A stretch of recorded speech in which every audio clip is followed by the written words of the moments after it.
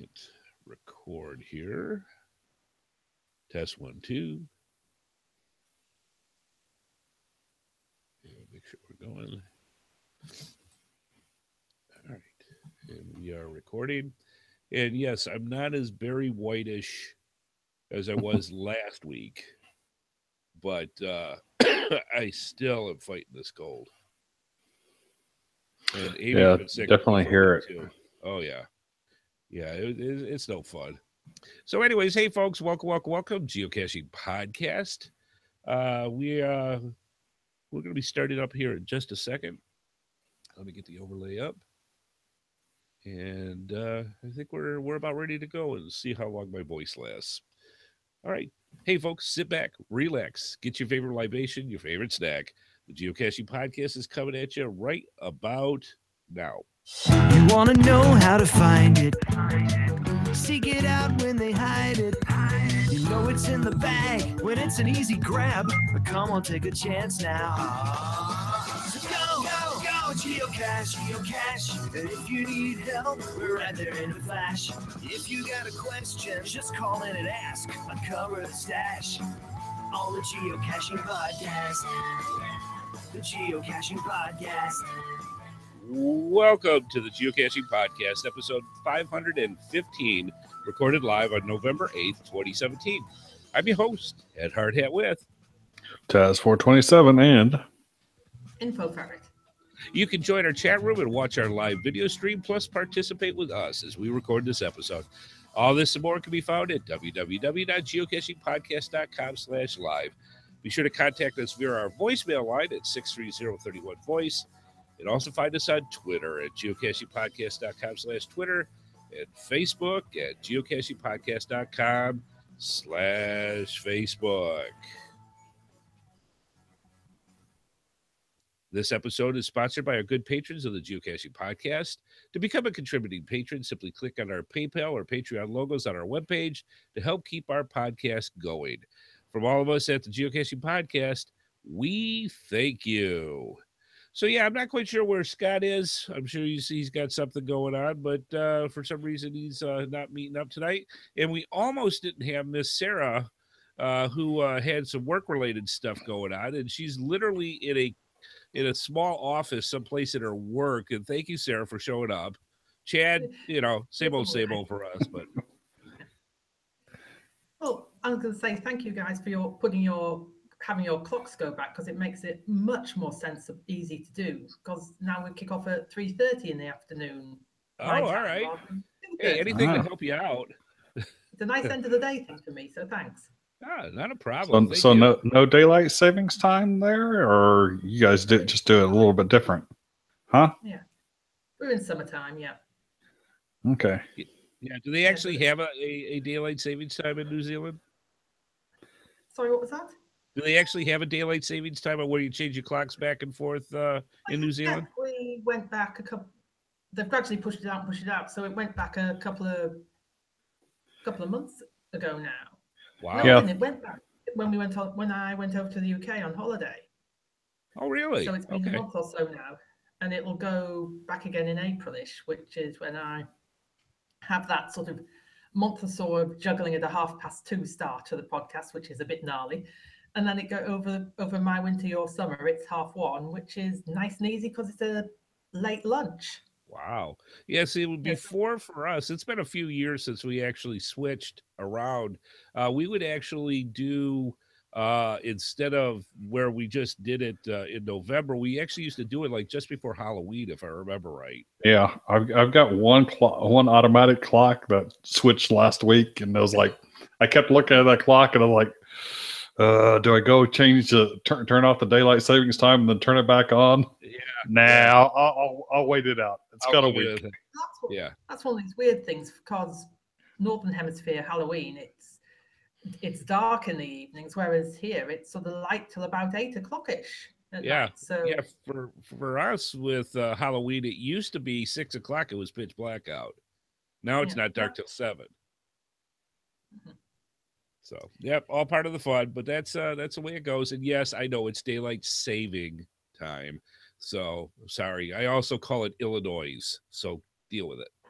The I call it daylight losing time. So, That's it. but the reality is we're actually in standard time right now, not savings time. So it feels like you're losing time in the standard time. I don't even know why we do it anymore. I mean, I know they did it way back when for the industrial age and the farmers and all that fun stuff, but that's just doesn't seem like why. In the 70s, they theorized that it saved something like 1% on energy bills, and the reality is they did calculations on it. It doesn't even save a it saves like a fraction of a percent. It's like so little that it's in the friggin' noise. Yeah, why bring up the grief? Light evenings, though, it gives you a chance to go out and do things. Not for us. It gets dark now, so we don't see anything. It all depends on where you are on the planet. Let's see other fun stuff going on. I'm sorry? You get to laugh June, July, August-ish. There you go. Basically, in the United States, it is cold, it is wet, but at least here in North Kakalaki, there is no snow, which I cannot say for my brother up in Michigan. So... Yeah, it started raining here over the weekend. So we hadn't had rain. We had a ton of rain last winter, but all that stopped about somewhere in the March, April timeframe, and absolutely no rain until this past week. And so it's winter's here, rain has come. Yeah, or technically winter's not here, but close enough. Close enough. Now it's like, okay, we're in November. You might as well just bundle up and get used to it. Yeah, that's the other thing I realized is that now when I get home from work, I can't cut the grass because it's dark out. So it's like, shucks, can't cut it. But it's not growing as fast, so it doesn't need as much cutting. Yeah, no, not too much, but it's one of those ones where I let it go just a little too long, thinking, the grass will go dormant. Don't worry about it. We'll be fine. And it's just tall enough in the backyard that I need to give it one more cut. So we'll have to work something out. But yeah, cold and wet and just ucky out. It was just disgusting. So we haven't been able to do too much right now. Just to let you know, in North Carolina, it's like 45 degrees. So it's cold. Wow. We actually have to wear that's about our morning low. Yeah. Yeah, it is cold here. And we've had a couple of good cold fronts. I hope that isn't what winter's going to be like this year. So Taz, how about yourself? What kind of stuff were you into? Well, like I said, it was raining, so I managed to get out and go to a GIFF 2017 event and watch the movies. I did plan on grabbing a few caches over in that area of town since it's an hour drive out there over in Davis. But it was raining so much that I was like, I'm just going to stop here, grab a bite to eat, and then go head on into the GIFF event. Yeah. It's like, it was, I don't know, when it's cold and rainy, I don't like to cache. Yeah. Now, hot and rainy, yeah, that's fine. Yeah. But out here, it's never hot and rainy. It's only cold and rainy. Yeah. See, I don't even mind snowing. Snowing's fine, but when it's windy and cold and wet and yuck, it's like I got better things to do. Yep. So Sarah, how about yourself? How you doing? Well, it's been sort of despite beautiful light evenings, it's been a bit thin on the ground. My parents flew in at the weekend, so a lot of the time was spent sorting things out for them, getting the house to a state where it actually looks as if we vaguely care for it occasionally, and driving them up to their place and helping them sort stuff out. So that sort of put pay to anything useful on the Saturday. On the Friday, I'd got roped in to be support crew for one of the kids and a friend of his who were doing an adventure race, while Paul was support crew for another team doing the same adventure race. And I was lucky, I had the ultra competitive too. So they were fast and furious, and they knew exactly what they needed from their support team and what and where and when. And they ended up coming third in their class and something like 5th or 6th overall, which is pretty damn impressive. Yes. Mm-hmm. The younger ones team was a team of 4 rather than a team of 2, and was obviously a couple of hours slower. And they had a slight snag in that one of the final stage, they started off with some running, then some mountain biking, then some more running. And this is cross-country bush stuff rather than nice, neat roads. Then the final stage we had to drop off for them at a stage, a couple of inflated inner tubes, their buoyancy aid life jackets, and any drinks and snacks they wanted to eat there and leave there, because the final stage was tubing down a river to the finish line. Wow. And normally it's sort of 5-10 minutes, but this one stage apparently tubing, or as my eldest lad did, picking the inner tube up and running with it along the side of the river for most of it, took about an hour. Wow. And one of the parents hadn't told us that their kid is prone to suddenly getting very cold and borderline hypothermia. Wow. So he had, kind of useful to know these things. And the kid, of course, didn't seem to tell us. So when Alan's team turned up, there's only 3 of them rather than 4 of them and the shadow person, because they left the one that had got cold with the shadow party to go back and get him sorted out. Wow. I mean, it was, and whereas the other kids finished. I mean, it was fine at the end. He was wrapped up and warmed up and happy by the end of it, but we could have lived without the drama. But that meant that caching didn't happen that much. Yeah. But and you don't know with these races, you know roughly where the start is. But you don't know exactly where until about half an hour before the race is due to start. But I was really grateful. I turned on the phone, and there was a cache about 200 feet from where the start point was. And there was another one at the first transition stage, or very near. And there was another one about 500 meters from the finish. So I did manage to get a couple in over the weekend. You never know. That's pretty cool. So you're going to go see Thor, huh? Sorry? You're going to go see Thor? Oh, yeah, that was awesome. Great fun. Don't spoil it. I haven't seen it yet. We've been sick, so we haven't had a chance to go. I liked it.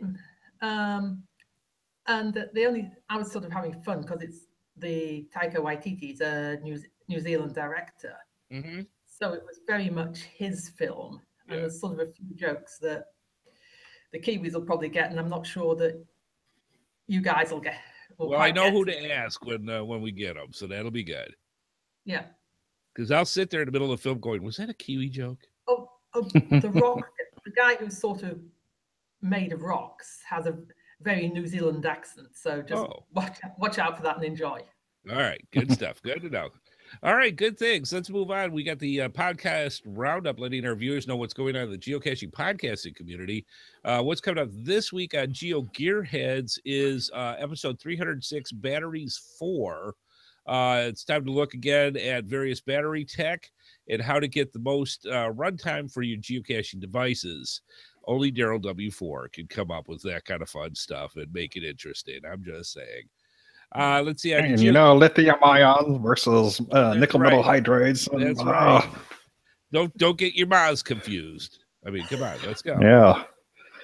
Let's see. On the GeoSnippets Reboot podcast tomorrow, wife Amy and I are going to be giving our thoughts on the GIFF finalists, and also we're going to go over. We saw an interesting post in the geocaching blog that we thought would be a lot of fun, which is 15 reasons to love geocaching. So we'll be going over those tomorrow as well on the GeoSnippets Reboot podcast. Finally, please consider becoming a patron of our show. It does cost money. We just paid some of the big bills for. There's the hosting and the website stuff and all the places that we store all the files that you can get for on iTunes and all our different catchers that you have out there. And it does cost a lot of money for that. So you can help out if you love our show and or at least tolerate us. We would greatly appreciate it if you'd stop off at the Geocaching Podcast and click on either the PayPal or the Patreon logos. And if you can throw a couple bucks each month at us, we would greatly appreciate it because every little bit helps. Okay, let's move on to Sarah. Do you want to do this or you want me to do? the you do it because I haven't got my show notes up. Okay, let me do I it. can do it. Can you? All right. So let me give you the official now transit. Here we go. I got mail. Yay! I got mail. Yay! No, you don't, Scott. I've got mail. Anyways, Barry, Master Sergeant from U.S. Marine Corps, hoorah, just wanted to write a quick note to say welcome back, and you guys were missed. Thanks for coming back with one of your quiz shows. Every one of these shows has me laughing out loud, typically right before you blow the horn on someone. Keep up the good work, Barry. Thank you, Barry. We appreciate it. Yeah, we have a lot of fun with those, but I got a feeling one of these days, the rest of the crew is going to retaliate, and I'm going to have to answer some questions. So we'll see what happens. Against me, rings, I tell you. All right, let's move on to the news. The news. Well, the 2017 GIFF was actually last week, and we forgot to mention it in our show. Sorry about that, but I hope some of you attended. We have a list of the finalists video in our show notes, and which one was your favorite and why? I guess I think my personal favorite was probably the one "Caching is Free." Yeah, in Australia. I was like, yeah, that one will. Puppies are free. The same thing. Today. I thought that was good. Yes. Yeah. I still think none of them were as good as the one from last year that didn't win. That was the first to find chaser who's abandoned his wife at all sorts of places. Oh yeah. And if you saw that one, you know exactly which one I mean. Yeah. That's the one that ended up with her with a different cacher, right? Yes. Yes. And he only got second to find. Yes. Yeah, that was pretty funny. There were a lot of good finalists this year. We went through, Amy and I sat down and went through it. If you get a chance, like Chad said, we've got the link to the YouTube video. It's about an hour long. And there's quite a few different geocaching stories that were into this. And what impressed me were how many that were international from all over the world that were finalists for this. And I thought that was amazingly cool that went in with it. I would have to say Geocaching is Free was one of my favorites as well. The other one was A Travel Bug's Life. That was cute. That was a little bit of a heartstring tugger in part of it. So I didn't realize how emotionally involved I was in the character when it went through it. And you'll have to see it for yourself to find out what I'm talking about. The other one that actually won, which is the Geocaching Day in Vilnius, I thought was awesome. The scenery was awesome. There were a couple really creative hides in there that I went, oh, I got to borrow that idea because they were really, really good. And one of the things that Amy had mentioned while we were watching that is it's obvious if a geocacher can find, and Scott would laugh, so I'm just going to do this in remembrance of Scott. If there was a hole to put a geocacher is going to find it and put it in. Because there was just some amazing, I mean, you would have to literally measure and shape and fit these things. And it was just a well done overall geocaching day. And I just had a great time with it. Well, it's like when the guy pulls out the saw and the entire room groans. Oh no. Oh, that one with the genie kind of guy? Oh yeah. Oh, that one was funny too. One, wasn't it? Huh? Was that the Reviewer's Day one? Yeah, I think that was. Yeah, the Reviewer's Day, as he had to go in as kind of a genie type of pop in when somebody was doing something wrong. I mean, that sort of made a lot of serious points quite in a funny way. Oh, yeah. Yeah. Did that one have a lick of English in it? It's like you understood the entire thing without any words. I think that was Czech Republic, if I remember right. I can't. Yeah, there's a couple of them like that. Yeah. That was good. But yeah, everybody had their own style of storytelling. And matter of fact, that's the whole reason why we're going to be talking tonight is how you can go out and create your own quality geocaching videos. And we're going to get some tips from that and from watching the GIFF. But if you really want to have a good time, and like I said, you spend about an hour. Who doesn't anymore watching YouTube? We'll have the link for you to go check it out and see the finalists this year. And it was funny. We picked up. Speaking of last year's finalists, when you watch a video with YouTube, it automatically scrolls to the next available video that was out there, and it happened to be last year's finalists. And the first one that they showed was with kids explaining geocaching. Oh, And that I was brilliant. laughed so hard. It's like I gotta go do stuff, but this stuff is good. So yeah, it's amazing when you check those out. They're awesome. Yeah. All right, good stuff. It's just amazing. The other one that I really like too that I gotta mention here was the still action with the Legos. Oh yeah. That was funny too. Very well done. You knew it had to take some time to film something like that, and great story, very fun, very cutely done, and just enjoy to watch. So yeah, go check them out. Neat stuff. All right, let's move on to tonight's episode 515. What does it take to make a geocaching quality video? And I figured we could just kind of start with some basics. Now, I don't know how much Sarah and Chad have done in the past of making videos, geocaching wise. I don't want to know about the other ones that I'm not going to want to watch. But just going out and making those type of videos, I don't know if you've actually ever done stuff like that before. Have you ever actually published on YouTube?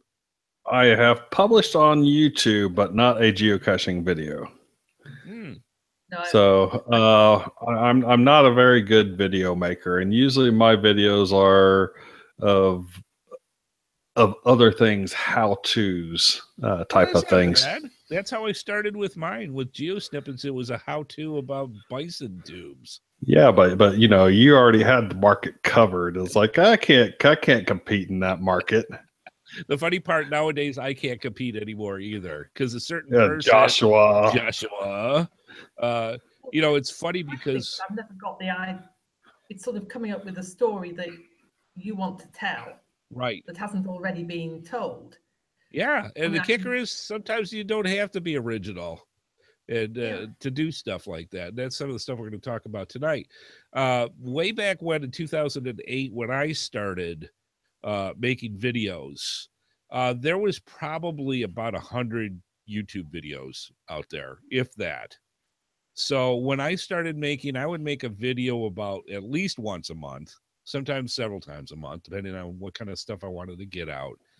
If you put out just the word geocaching in YouTube right now, you're going to see that there's over 355,000 geocaching videos. So things have built up over the years. And it's, you know, people love seeing things like that. There's just so many different ways and so many different things that you can do with making geocaching videos. And the kicker is you learn a lot about what people like and don't like just by watching them. If you start watching other people's videos, you're going to see the ones that are a little better edited, a little more enjoyable to watch, as opposed to ones that aren't. It's not like they're not worth watching, but you definitely start picking up little tricks of, if you're going to make your own video, this is what you want to do. And that's the kind of stuff we're going to go over tonight. It's amazing to me, since even 2008 when I started, the equipment that has changed over that time. Oh yeah. Do you remember the big, you know, almost arm shoulder type camcorders that we had way back in the late 90s and the early 2000s? Well, okay. So first, smartphones didn't exist, so you couldn't do it on a smartphone. No. GoPros didn't exist. No digital. Vast majority of DSLR would not record a 480p. No. You had to have a very high-end DSLR in order to record any video back then. Back then, there were VHS tapes that you recorded to. If you had one of the more higher grade ones, you had 8mm tapes that you would use to hook into. It's The amazing. 8mm digital. Yes. Yeah. That Yep. you would I had have one of those. Yeah. I got a closet full of stuff like that. But it's amazing. The batteries would last about 15 minutes. It was really a chore to try to do any kind of videos, especially early on. But it was good for your family pictures and videos in the backyard barbecue and things like that. We used it actually when we first came out to New Zealand. We got a camcorder that used to belong to my granddad, and we sort of shot videos of this is what Wellington looks like, this is what going down the hill looks like, and they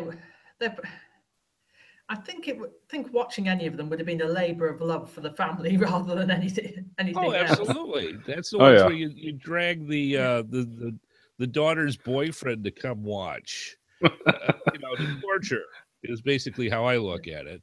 And yeah, that's basically what they were. The early geocaching ones that I did were shot with an RGB, and that one was, I think, the first. Was that 8mm? I think that was an 8mm for that one as well, where all it had was RGB connectors. If you remember that, think of the old Atari 2600 and the cables that you had to use to plug in the back of the TV. Those were the type back then. Very low, very bad audio quality for things like that. The video was, I think, like you were saying, Chad, where it was maybe 640. Yeah. Maybe 640. But that's the kind of stuff that we started off with, and that's what you had. And how much, even in the past 10 years, how much things have changed since then. I mean, you go through, they had a lot of the ones, the camcorders, of course, got smaller, handheld, a lot easier to work with. They finally got away from the tape and started going digital, and then and working with those. You still had the shakiness problem with a lot of them. That was back before they had the handshake correction for things like that. So a lot of the videos back then were pretty bouncy when it came to stuff, which is a godsend, because some of the videos that got posted, you're like, oh my God, I love your spirit, I love your commentation, but your videos are killing my eyes. Yes. I'm going to throw up. I mean, it's one of those type things. It's really, especially if you're doing walking or anything like that, it's just everything was bouncing around for stuff like that. Digital cameras really started coming into their own. And it's funny how as digital cameras came up, the big camcorders started going away. You could get away with a one-shot camera that had record for video built into it. And those were just when I think Joshua started getting into his stuff, and I was doing a lot of mine, where you'd have this back before selfie sticks were cool. That's the way that we had to use those with the camera on the end, because there wasn't a zoom factor like there is now. So unless you wanted to see my left eyeball through the entire video, you had to have a way of keeping them back enough so that people could see a little wider shot out of them. And so we used a lot of things like that. Matter of fact, I remember there was a company, I don't think I actually have it around here somewhere. I think it's in one of my closets. There was actually a ring that was a company made, where it had a ring that fit on the very tip of your hiking pole. And it had a little eye screw at the on the top of it, so that you could take your one-shot camera, or if you wanted to trust your DSLR going into a million pieces, you could screw it on to your hiking pole to put it out for longer shots. I remember selling those or giving them away as prizes for a while there. So people were trying to come up with inventive ways of getting that wider shot for people when they're out hiking and doing those type of things, where you really wanted a good quality shot for it. So there was just a lot of different things that have happened over the years. As even the digital cameras started getting almost as good as the camcorders or better, that's when the smartphones started getting in. And it's funny how quickly, over just a few years, the smartphones completely took over the camera business. They went through and just, cameras that you would pay $1,000 for were going down to several hundred, if that. It just blew the market right out of the water. Yeah, I mean, I bought a lot of digital cameras back in the 2000s and stuff before this, and I've only bought one since my first smartphone came out. Oh yeah, I was buying one every other year just to get the features, and now it's like, my smartphone's good enough for 99% of it. I still like to have a pocketable DSLR with a very a 30x physical zoom. Right. You can't beat a physical zoom. But other than that, it's like, I don't need a new one. Yeah. It's like, well, there's so many features that are on smartphones now that you never would see on any camera. Oh, yeah. I mean, HDR capability built into a smartphone and stuff, so you're able to take nighttime shots that you can actually tell what things are. That's nice. Yeah, when you start getting into the panoramics and the 360 view and all the different things that you have on a phone nowadays, half of that smartphone is people buy for the camera, and so it's just interesting how those things have evolved over all this time. I mean, it's the only other time that I see people taking the SLR type cameras out, and I'll use Sonny from Casher as a good example. He's a professional photographer, and there are times that you just need that high quality. Nothing beats a glass lens when it comes out to things like that, and so. But the normal geocacher that goes out, even though you're at some very spectacularly lovely places, is not going to be walking around with $2,000 worth of camera equipment on their back. Right. I'm not bringing my DSLR out on a 15-mile hike where I'm possibly going to fall down and crush the thing. I mean, it's just not going to happen. My phone, on the other hand, it's got to be with me. So, yeah. Well, I was going to say, sort of thinking of some of the larger things, the bulk and the weight. Especially if you're on a longer hike, the weight is taken up with water, food, possibly cooking equipment, and on a really night, so whatever you're sleeping in. Yeah. But I will have to admit, there's been times when I've been out there where I'm like, oh my God, I really wish I had my DSLR. Yes. Yeah. But I mean, just in tripods alone, depending on the size of the camera you have, depends on the weight and the size that you have of your tripod. Many times I've been very happy with a smaller camera with just like a gorilla pod. And if you ever worked with those before, they're really neat. They screw in the bottom of your camera, and they've got those bendy legs, so you can wrap it around a tree branch or a bench or something like that. And you can still get that nice straight shot. But I'll tell you what, carrying those things, like you said, if you're on a long hike, that is a lot of weight to be moving around with. Right. Yep. Some of the other things that have changed over time, YouTube, I think, has been around forever as the main staple when it comes to videos. I don't think it has waned in any way, shape, or form. If there are people out there that want to be YouTube famous. Does that make any sense whatsoever? I mean, I don't want to be it, but yeah, I do. My son wants to be YouTube famous. He thinks he can make a living off of being a YouTube star. It's like, yeah, you've got a better chance of becoming a movie star than a YouTube star. Yeah. It's amazing how much that has gone from its origins to where it is now. It's just amazing how it is. But there have been other services that have come along the way that people did. Now, I'm not talking necessarily photography, but more on the video side of it. Even Periscope. Periscope had a huge rush for about a year and a half, where everybody and their brother I mean, I remember Saturdays, that phone giving off the notification about 50 times from other people that were putting out periscopes. You know, I was doing it too. I was putting out several, you know, to the point where people were like, hey, can you cut it down a few on a daily basis? Because so many were going through. It kind of waned out.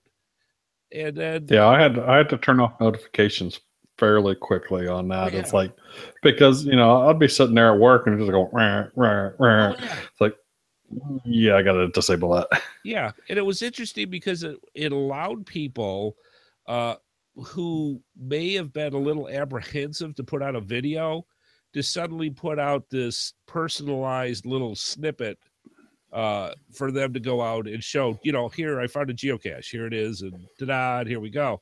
So they were short, they were quick, and people seemed a little more apt to go out and actually make a Periscope thing. But after about a year and a half, it just kind of fell out. I think Facebook tried to take over things, so they had their own video part of it. But even then, I haven't seen anything on Facebook in a while for their video. So I don't know if that's, you know, I think that's pretty much dying out. So where are we? We're right back to YouTube. Yeah. And, you know, YouTube is a go-to source for video. You know, if you're looking for a video about anything, whether it be geocaching to fixing your window in your car. Yeah. You know, it's amazing. It's turned into its own database of stuff for you to figure things out. Sort of, do you want to read it or do you want to watch? I mean, I'm still at the stage where I prefer to sort of read something rather than watch a video, but there are times that videos are just so damn useful. Oh, yeah.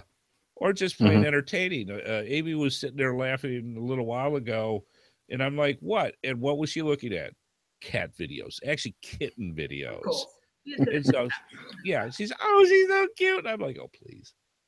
But yeah, that's it. It's people get whatever they want out of videos and going that way. So yeah, whether you're out making your own, you know, Periscope type things where you're doing your own while you're doing it. That's the only thing that I really liked with Periscope was that I would be in a certain part of the world doing my Periscope, and then I would see the people as they were making comments about it saying, I'm trying to explain, you know, one of the comments was, I'm trying to explain to my son that I'm in Europe and you're in the United States right now live doing this, and having them mentally try to figure that part out. I love that kind of connectivity when it comes to things. So yeah, just cool stuff with it. All right, kinds of geocaching videos that are out there. There's a zillion of them. A lot of the stuff that I started off with geo snippets way back when was tutorials. Everybody likes finding their own little niche that they feel comfortable with. For me, I remember when I first started off, I did a basic one with a bison tube. You know, explain the 3 pieces of it, what it was, the logbook, all that fun stuff. And I was amazed by how many people wrote back and said, do more. Explain this, show that. And so that's how I started GeoSnippets. It's just public people saying, can you tell us about this or tell us about that when it came to geocaching? And 300 some odd videos later, you know, still making them. So that's all part of the fun with it. So those are the kind of things.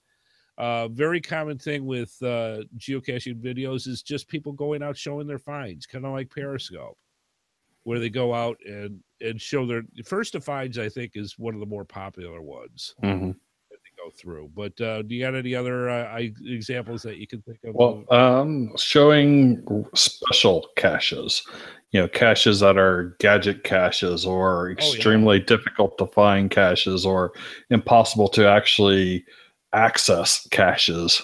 You know, those are the kinds that I liked. There was a gentleman that went by the name of Sven that was out there for a while, who's passed away, but you know, he had a lot of great videos on those type of things. There's a lady down in Florida that did a lot of those as well.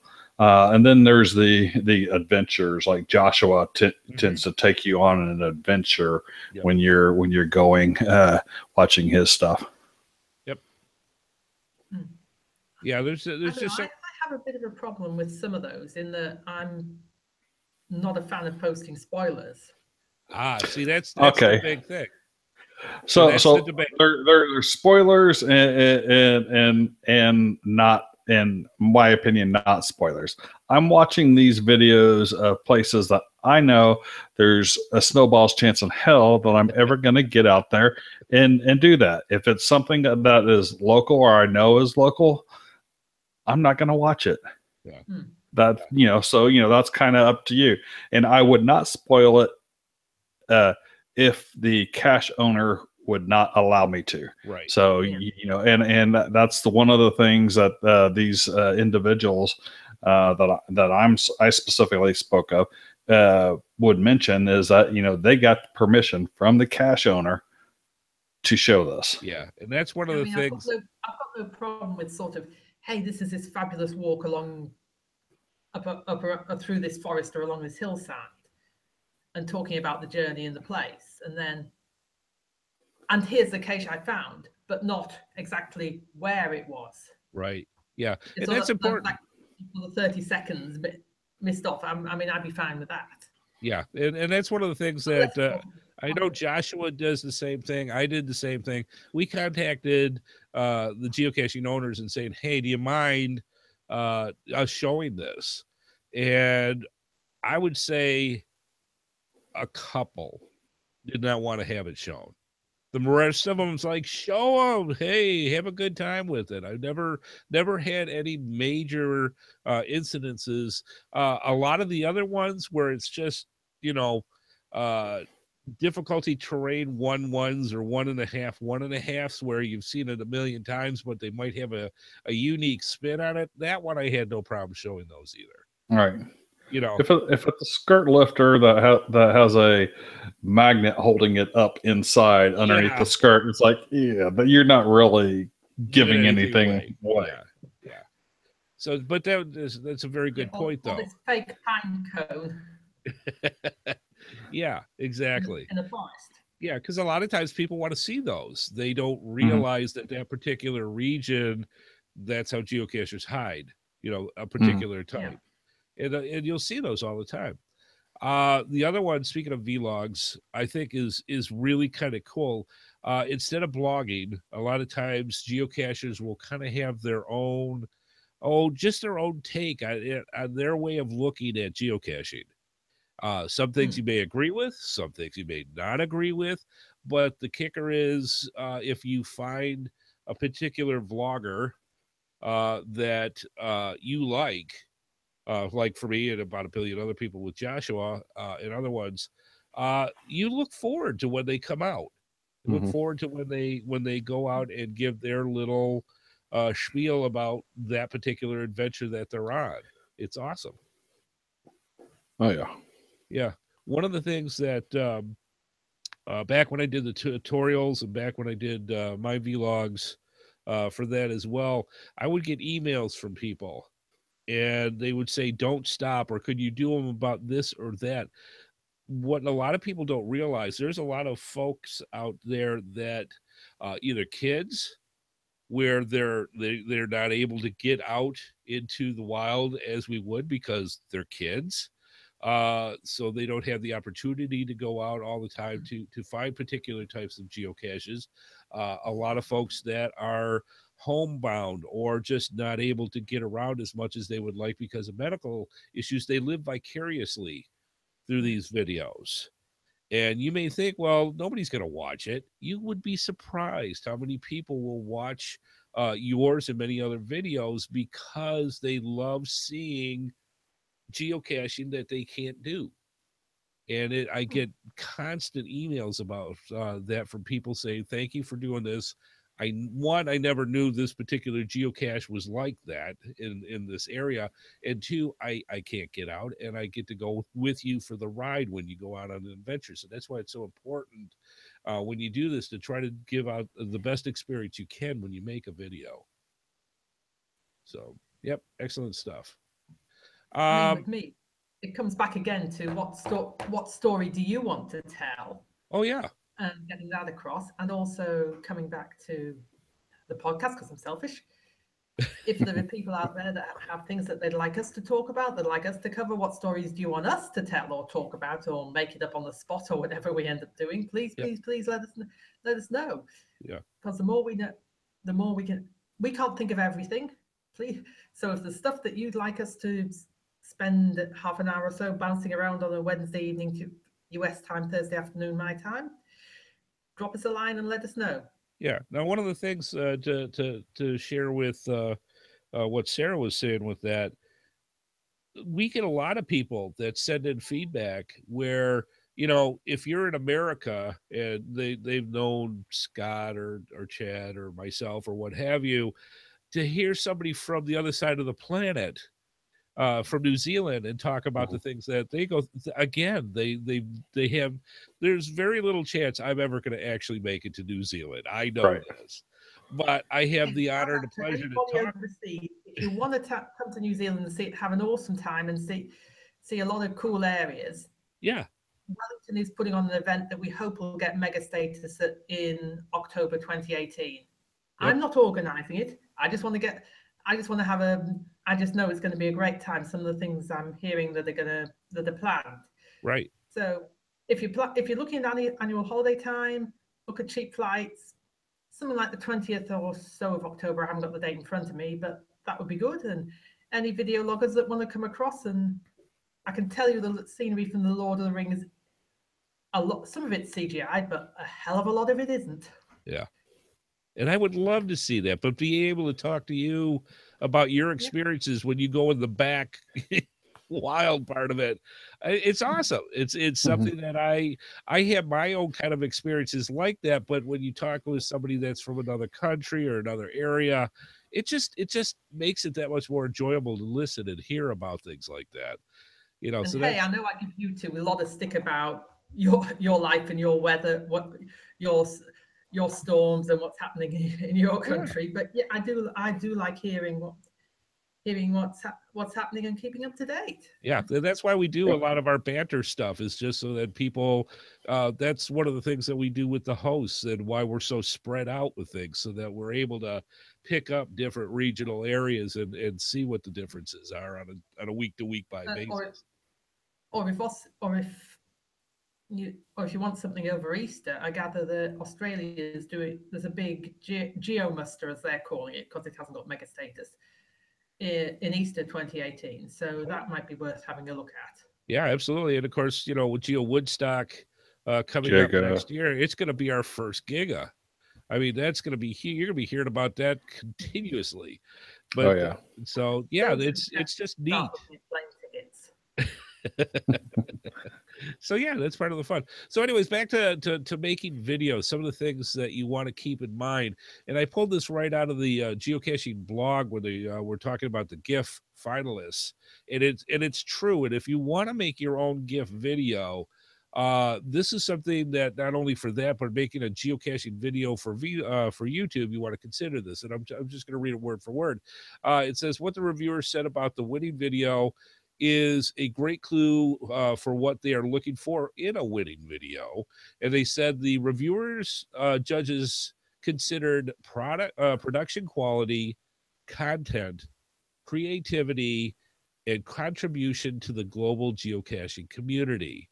And in no point in this, and in no point in any of the videos that I see where a large sum of money was needed to complete these videos. There was not really, you might have a couple of tricks up your sleeve, like with the stop action, but you can get that on a camera now. I think there might have been $30 worth of Legos in there. I mean, that's a lot of money. There might have been a bunch, but it's not like this isn't a multi-$1,000 production that you need to do to make a GIF. In Australia, it's free. I mean, yes. Sorry, that one's too funny. Yes, yeah. Geocaching's free was awesome, and it took some creativity, and that's one of the things that you want to keep in mind when you make a geocaching video, any video. There's some certain things that you really need to keep in mind. Make a story. It could be very simplistic. It could be very complicated. It could have a twist. a shocking moment. It can have something in there, but you have to think. You can't make one of these videos on the fly. You really need to think of the whole thing from beginning to end, what you want to get across when you're making your video. Very important, because a lot of times you'll get out there and it's like, what am I trying to do? And you're wasting a lot of time and a lot of sunlight by doing something like that. So make a script. Every geo snippets that I did, I had a 4, 5, 6-page script of bullet points of things that I wanted to get across with that, where I'm going to go to actually do the shooting itself and what I needed to take with me when I did it. Because that way, if everything's on paper and you've thought it through from beginning to end, you can tweak things as they happen when you make a video, but you get everything you need when you shot. Because I'll tell you what, nothing worse that you can do is to go out for an entire day, drove X number of miles to get what you needed to do, and then there's a section you forgot to film. Yep. Nothing will drive you insane more than to have something like that happen. So think it through and check them off as you do it. Or if you didn't think it through, and then later as you're putting it together, you realize, it would have been really great to have this in there, because exactly. But since you didn't think it through, didn't get in there. Yeah. So make your story, think it out, write it down, and tweak as you go when you make it. But that way you can check them off as you do in each scene. When you do things like that. Good quality video, a lot better now than it was. I mean, we're at 1080 now, so I mean it's more depending on how things are going now that we're going into the 4K era or more. So quality video, the main thing that you want to do, again, like we were talking before, if you can put it on stable, if you can put it on a tripod, much better than just hand holding. Because I've got pictures of me all over the place like this, where I've got the camera in my hand doing this, shooting back at me. After a while, you get the shakes. I mean, you hold it for all day. You're trying to do stuff, and you can get a very cheap light tripod that's for $9.99. Yep. Aluminum. Put a little smartphone clamp. That mounts right on the tripod, and for another $5, and there you're done. You don't need a big hefty tripod mount to hold your smartphone. No, it's awesome. There's a lot of other ways that you can do that too. I know with Daryl W4, if you watch Geo Gearheads, they go over that every once in a while when it talks to different ways of doing video with different devices. And there's little Bluetooth fobs and stuff as well to turn your camera on for your smartphone, turn it on, and that kind of things. IR ones for your DSLR. You can do it through your watch if you've got a smartwatch. I mean, there's a lot of different ways that you do that. Yeah, very, very cool. The other thing, though, that you really do want to make sure that you have is good quality audio. Nothing will ruin a video quicker. You can have the best pretty thing through, but if all you hear is from the wind, it'll tear it up.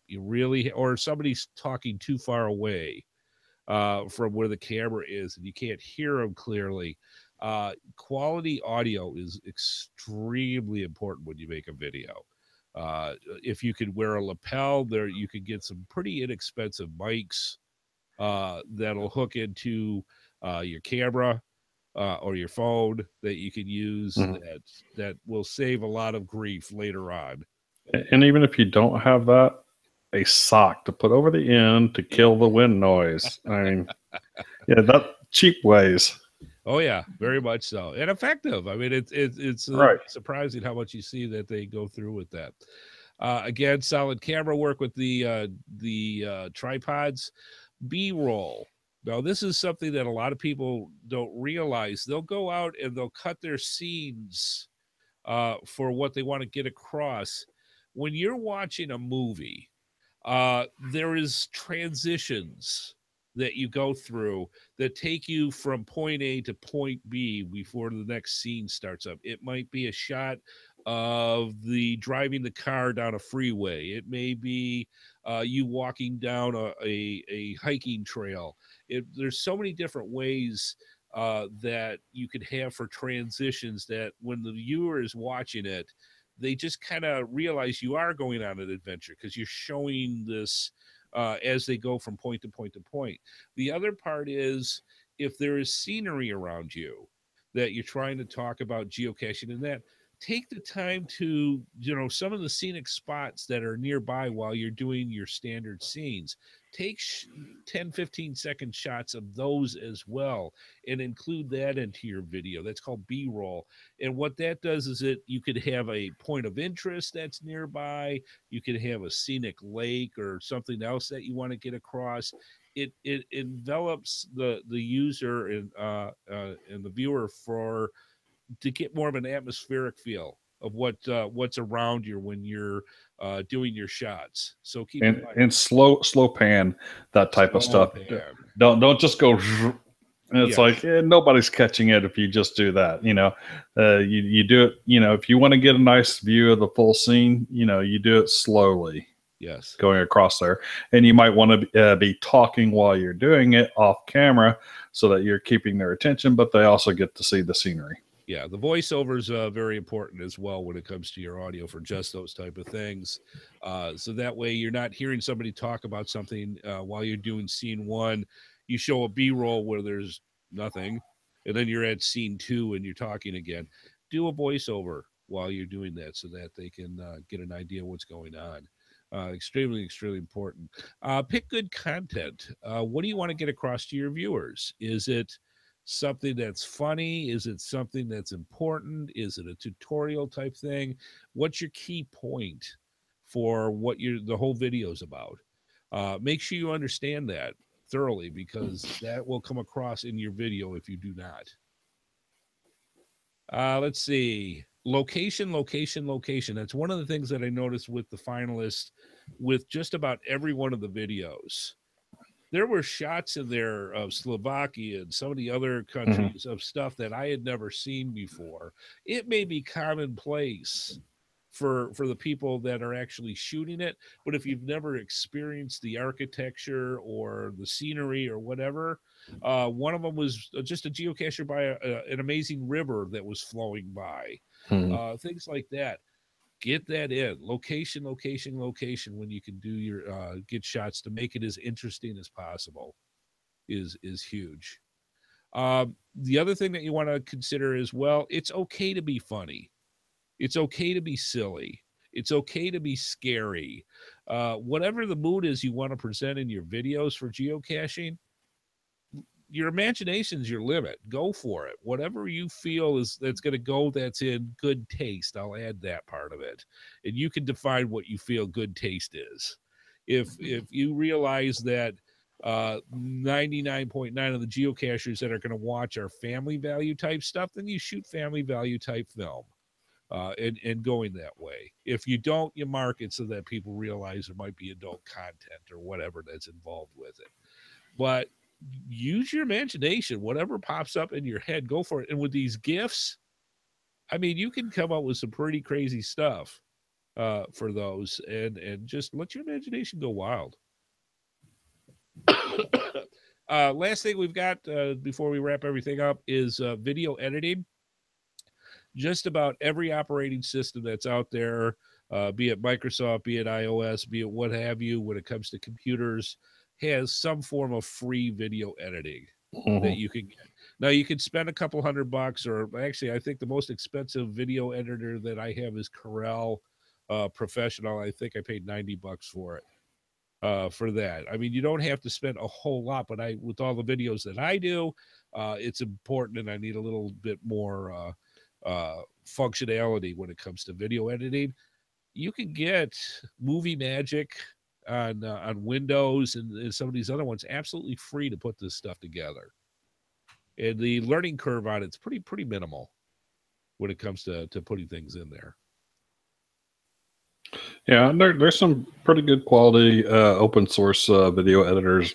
What I found in the last 10 years or so is that whenever you're looking for something free, look for the open source software, because that stuff just improves and improves and improves. Yeah, good example for that. I'm trying to think for on on PC is paint.net for photographs. That's an open Mhm. source, and the features constantly come in, and it's just as good as a high paying photo editor that you can spend quite a bit of money on. But people come up with the add-ons and the different functionality that's in on it, and it's free. So Right. you can really get some really good deals for stuff like that. All right, good stuff. Sarah, any final thoughts? Not a huge amount. I mean, I enjoy watching videos from time to time. I'm not. It's coming up. The key thing for me is work out what message you want to, or what you want to show, and show it in a way that works for you. Absolutely. And just go for it. Have fun. Absolutely. Very well put. All right, good stuff. All right, well, we hope you enjoyed tonight's episode when it comes to making your own geocaching videos, and I hope this sparks an idea for you. Okay, you've got a year now or so before the next year's gifts to come in for you to come up with your own ideas that you want to do for them. A lot of, like I said, there was a lot of countries all over the place that that were Mhm. involved this year. So I think it's time to start stepping it up a little bit and start putting out some more winners on the. Sorry, sir. On the out of the states to go in for that. Of course, I didn't see any from New Zealand. I saw Australia. Hit, wink, Yeah, I know wink. Steve Michelle put a couple in, which is an Australian vlogger. But yeah, it's fine. Again, we can't do sweeping scenery because it's all been done for the Lord of the Rings, and it's just. Oh, we'd love to see it anyways. Are you kidding? And if you could get Xena to run across the screen for a couple of shots, I mean, I'm just saying. I'm not sure my budget had run to that, and I think she's in the States now anyway. And Lord was down in Dunedin at the last couple of days. Yeah. I've got an idea, and I've got it all laid out.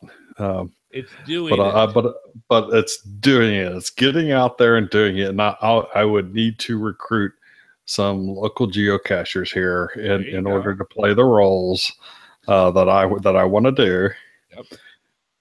And it's a bit of a pun on a real world individual and geocaching. So there you go. That's what you do. Spoof them. I mean, go for it. Whatever you want to do. I'm not gonna say who it is because then my idea is gonna get stolen. Yeah, don't do that. But we'll be looking forward to that disclaimer that no geocachers were harmed in the making of this film, and any resemblance is purely coincidental. Mm-hmm. Yeah, just do it. I mean, it's great. Go for it, and it's a lot of fun, and a lot of people will enjoy it.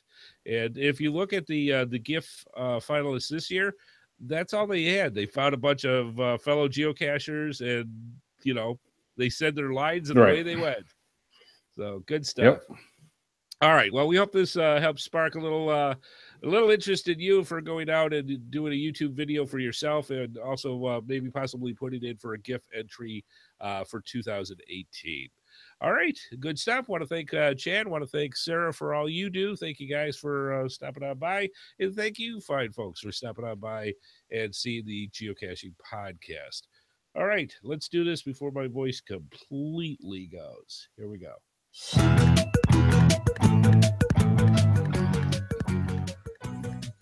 Thank you for subscribing to the Geocaching Podcast.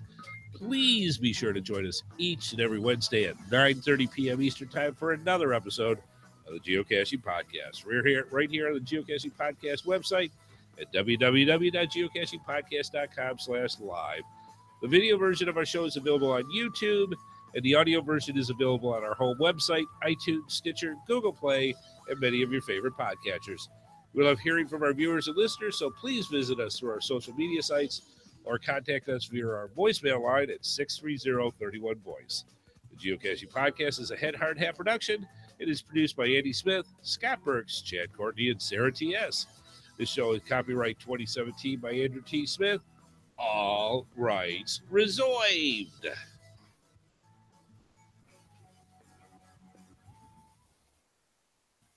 And clear. All right. Good one, folks.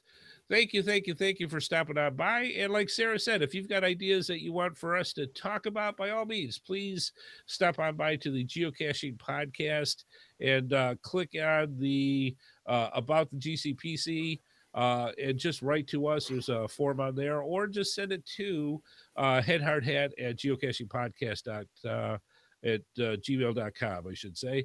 And send us some notes. Let us know what's going on, and we would love to hear from you. Have a good one, folks. Have a safe one. Keep warm out there. And we'll see you next week on the Geocaching Podcast. Bye-bye.